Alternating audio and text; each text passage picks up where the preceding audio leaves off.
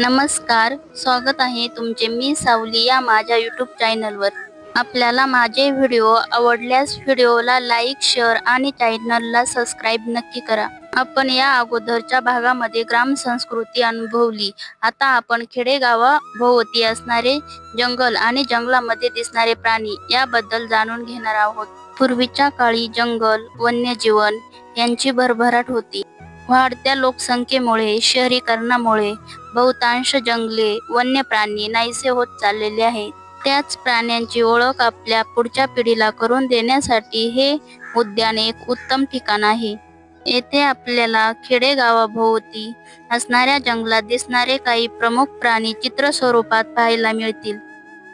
वन्यजीवन, ग्रामसंस्कृती जिवंत करून देणारे हे उद्यान खूप सुंदर, शांत आणि गावाकडच्या गोड आठवणी देणारे ठिकाण आहे.